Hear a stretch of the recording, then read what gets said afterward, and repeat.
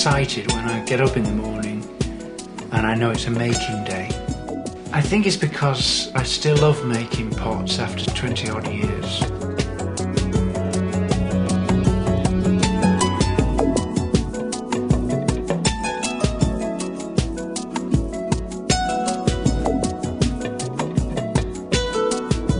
The making is the most exciting bit.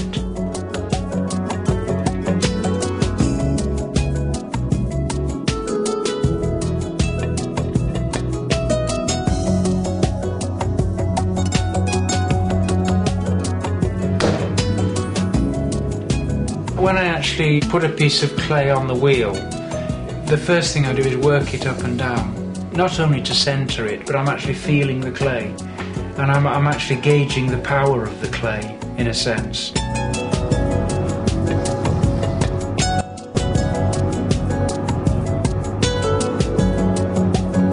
Clays vary considerably, and this is one reason why I make my own clays, so that I can control to a large degree its plasticity and the texture. All these reasons are important when you're making pots.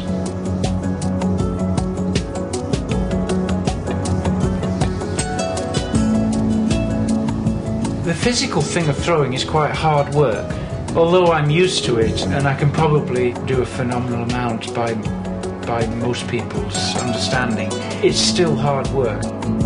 It's a really fantastic thrill to throw with it, because you know you can really do almost anything, which is a great feeling, because that's what you've really worked for all your life. And the pleasure is just enormous.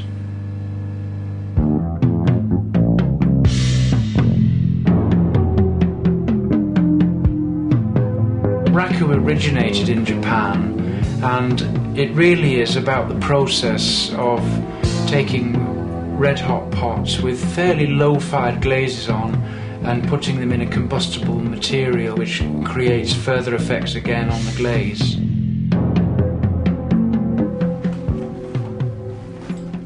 This is a jewellery box project that I'm working on. They have been biscuit-fired, which means that they're hard but still absorbent, so that they will take the Raku glaze.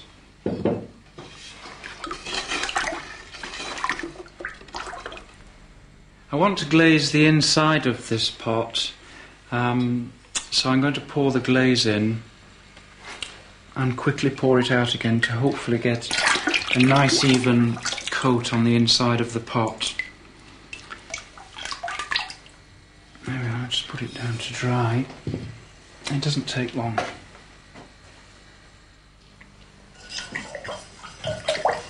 I'm now going to glaze the outside of the pot. This is mainly copper with a tiny bit of frit in it. And I just want to do nice, even, myriad colours.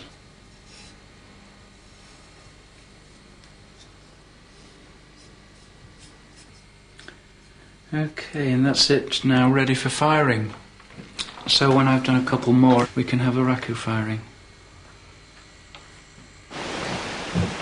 There was a strong interest when I was at college in Raku, and I rejected it because of its vulnerability, and I wanted to make pots that would last.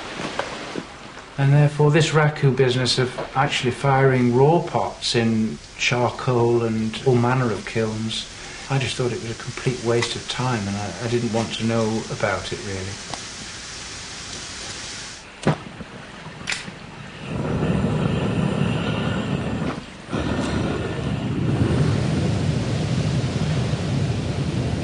I've left the burners pointing downwards away from the work on a gentle flame. All I want to do is to heat up the kiln shelf and the pots a little bit before I turn the power up, and then straighten the burners, but I'll still be keeping the flame well away from the work, so as to avoid direct contact with the flame, which could be risky. So and then it's just a matter of building the pressure up gently until the glazes have melted.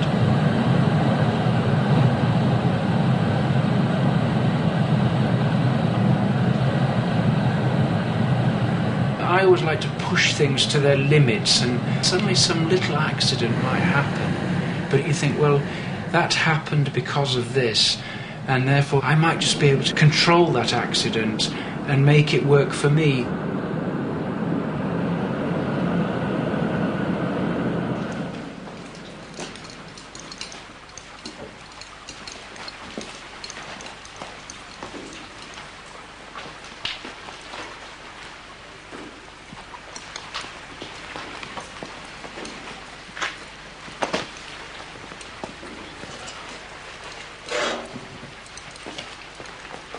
Although the smoke's driven into the piece, you can pull it out of the sawdust and then a piece will burn off, and by sprinkling it on you can get all these little subtleties happening which do change the form of the piece that you've made.